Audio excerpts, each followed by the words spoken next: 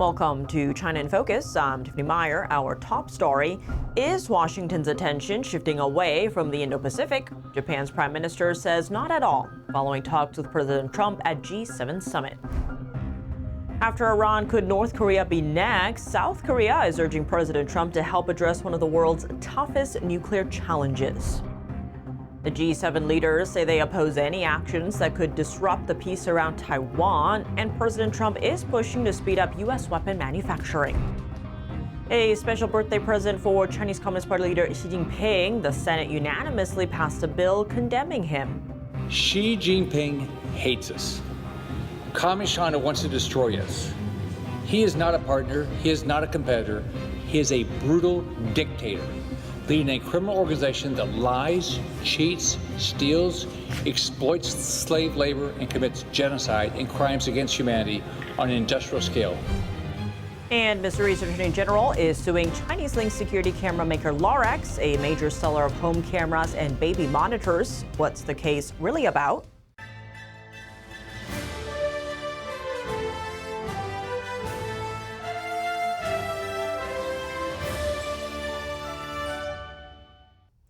Japanese Prime Minister Sanae Takaichi held a brief meeting with President Trump on the sidelines of the G7 summit in France Tuesday. The two leaders exchanged views on the Indo-Pacific region. Takaichi provided more details during a press conference Wednesday. During this meeting with President Trump, we exchanged views on the situation in the Indo-Pacific region, including China. We confirmed that we will continue to maintain close communication in the future. China has intensified its maritime activities in recent years around Taiwan, the East China Sea, and the disputed South China Sea. Chinese and Philippine vessels have repeatedly confronted one another near Scarborough Shoal, a contested area claimed by Beijing, Manila, and Taiwan. On Wednesday, China's foreign ministry again asserted what it calls Beijing's indisputable sovereignty over the shoal and surrounding waters. The administration of Philippine President Ferdinand Marcos Jr. has continued to challenge China's claims in the resource-rich waterway. In a joint statement, G7 leaders said, quote, "We reaffirm our opposition to any unilateral attempts to change the status quo, in particular by force or coercion in the East and South China Seas and across the Taiwan Strait." Japanese Prime Minister says it will continue working to strengthen its relationship with the United States. We will continue to build a strong relationship of trust with President Trump and concretely advance high-quality Japan-U.S. cooperation in a wide range of fields, including security and the economy. Takaichi also said she does not believe U.S. interest in the Indo-Pacific region is declining, underscoring the importance of continued U.S. engagement in the region. At the G7 summit, a brief conversation carried major implications. South Korea's president is calling on President Trump to take the lead in addressing the North Korea issue, following Washington's efforts to deal with conflicts in the Middle East. The U.S. action to prevent the threat of a nuclear-armed Iran and degrade its ballistic missile capability improves security for us all. And the deal President Trump struck has created an opportunity to ensure Iran never obtains a nuclear weapon. Unlike Iran, North Korea is widely seen as a de facto nuclear power. Its leader Kim Jong-un has repeatedly declared that its nuclear program is not open to negotiation. Lee and Trump briefly discussed the issue on the sidelines of the G7 summit Tuesday. According to South Korea's presidential office, Lee asked Trump to play a leading role in efforts to address North Korea. Trump responded by saying he would work on the issue. In their joint statement, G7 leaders reaffirmed their commitment to the complete denuclearization of North Korea. Meanwhile, South Korea's defense minister said Wednesday that the government will ease restrictions on civilian activities near the border with North Korea. The changes will move the civilian control line closer to the border.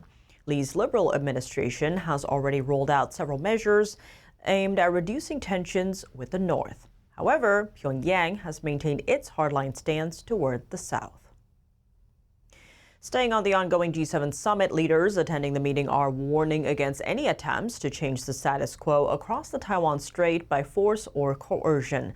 The G7, a group made up of the world's 7 most advanced democracies, issued the statement Wednesday during its summit in France. The leaders said they support a free and open Indo-Pacific, while opposing any actions that could disrupt the region, including the Taiwan Strait. The statement did not directly mention China, but the comments come as Beijing continues military pressure around Taiwan. Shifting to Taiwan, the island nation is monitoring renewed Chinese military activity around the island. Taipei says several Chinese naval vessels were detected near its waters as tensions continue across the Taiwan Strait. Taiwan's defense ministry says it detected 6 Chinese naval vessels operating around the island Wednesday morning. The ministry has been monitoring the movements and responded. It also noted that no Chinese military aircraft were detected during that time. The latest activity follows a similar report on Monday, when Taiwan detected 5 Chinese naval vessels nearby. According to Reuters, Taipei has been preparing for a potential military escalation, including plans to expand its anti-ship missile arsenal to more than 1,800 missiles by 2029. Military deterrence or get ready for more wars. President Trump is pushing to boost weapons manufacturing. He's invoking the Defense Production Act to strengthen military supply chains. In a memo to War Secretary Pete Hegseth, President Trump said current conditions in the munitions industry could pose a threat to national defense preparedness. He cited production bottlenecks, limited manufacturing capacity, and fragile supply chains as key concerns. The order authorizes Hegseth to work with industry to kickstart production of critical military equipment.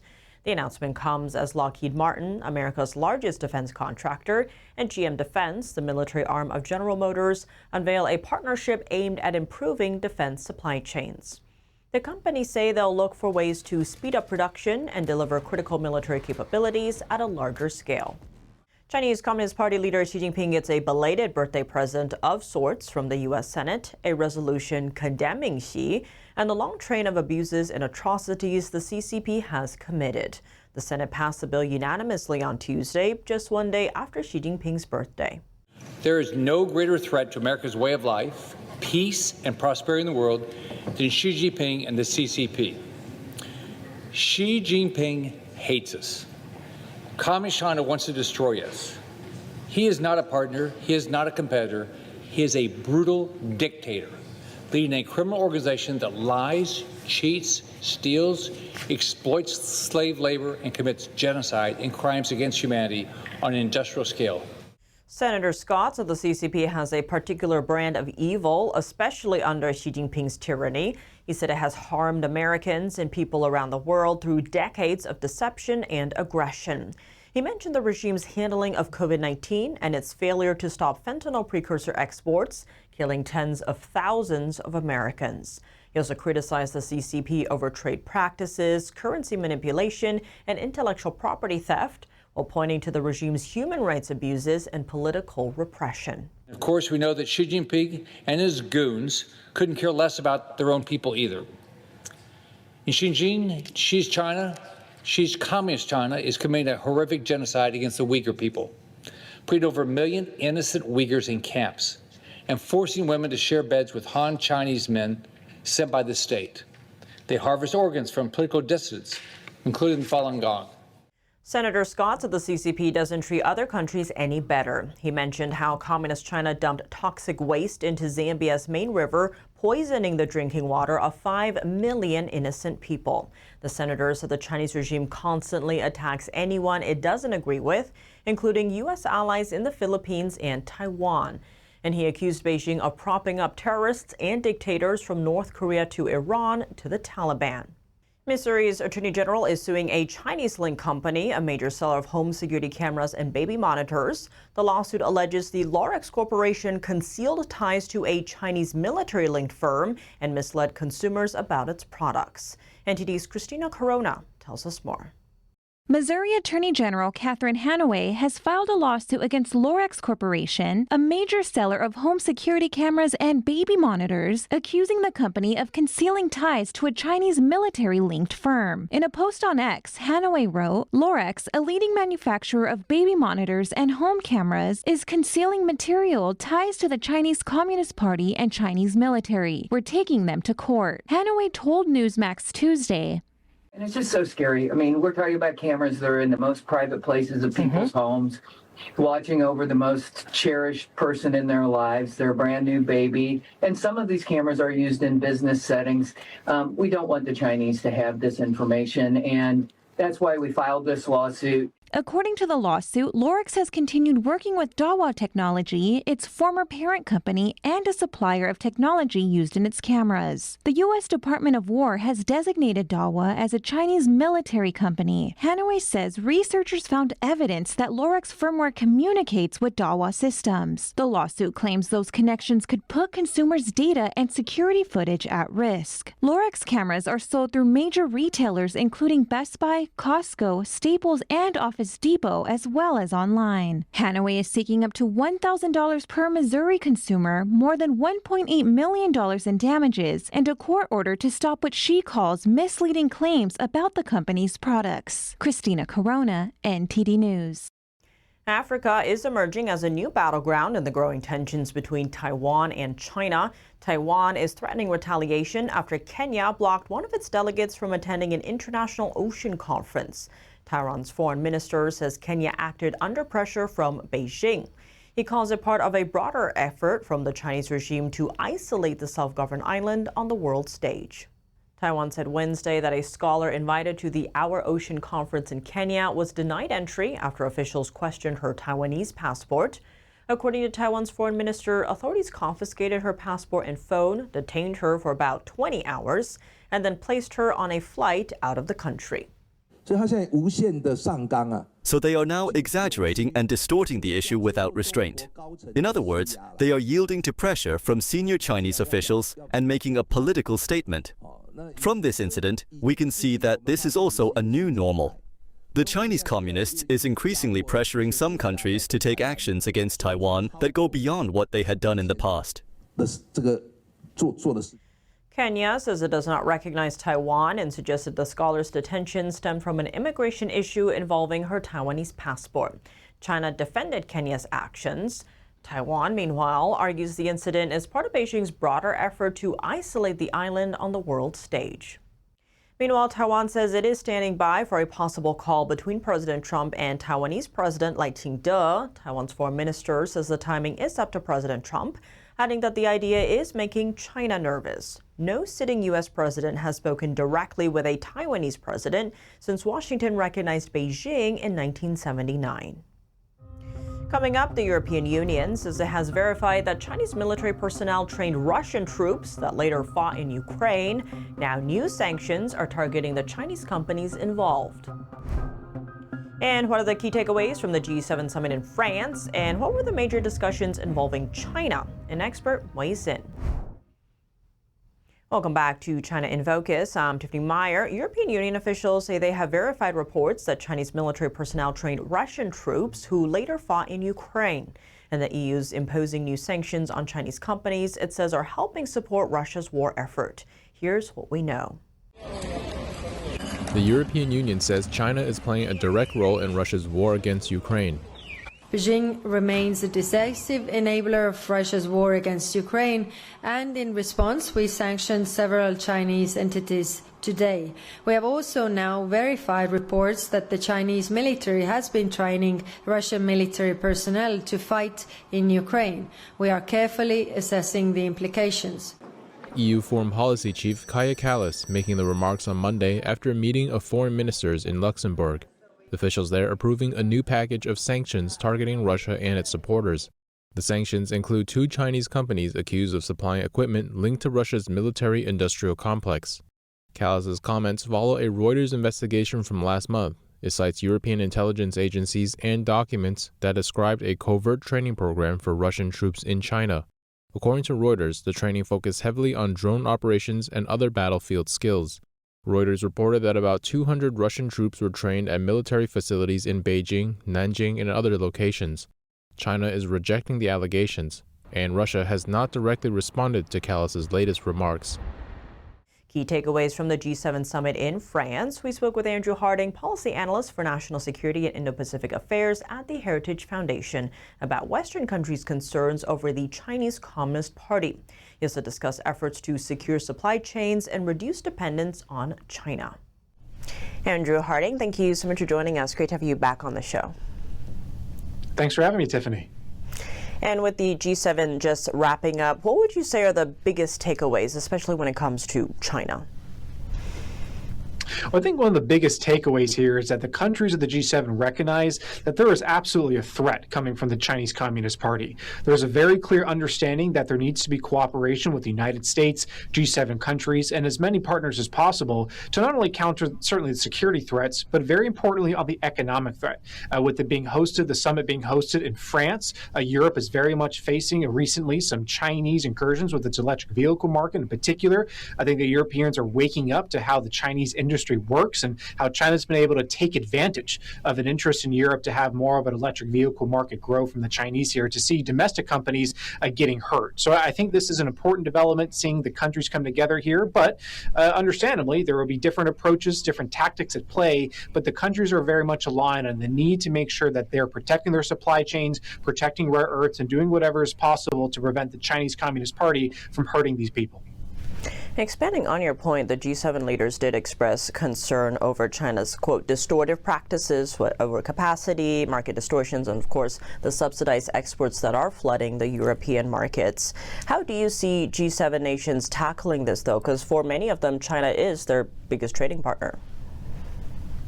Well, I think that the first thing comes down to try to find whatever alternative sources are possible. And the State Department has been excellent at this with its Pax Silica effort, as well as any ministerial efforts on critical minerals, in which countries are recognizing that the rare earth market is something they need to work on now. And so what we're doing here is, rather than just maintaining reliance on China for its rare earths, there's now a focus on diversifying supply chains, looking at permitting reforms, different ways the government can support the private sector, and getting mines online and cutting red tape, making sure the bureaucracy is not in the way, given just how important it is that we can't allow China to use its rare earth monopolies to hurt the American people, to hurt the citizens of the G7 countries, in order for it to achieve its own security interest here. So I think by having these additional outputs for where we can get minerals, where we can source them, and have agreements in place with like-minded countries, these reassuring efforts are going to make sure that G7 countries and the United States in particular will be much safer from any leverage China could impose. I want to dig into that because, as you mentioned, rare earth was a big topic. Now, China wasn't mentioned by name specifically, but the leaders did say they aim to reduce reliance on just one market, so you'd assume China, by at least 60% or below that by 2030. Now, China does control about 90% of the global capacity here. So to your earlier point, how do you see these countries navigating that and reducing the reliance? Of course, we're seeing a lot of moves in the U.S., but how do you see the rest of the world also tackling that?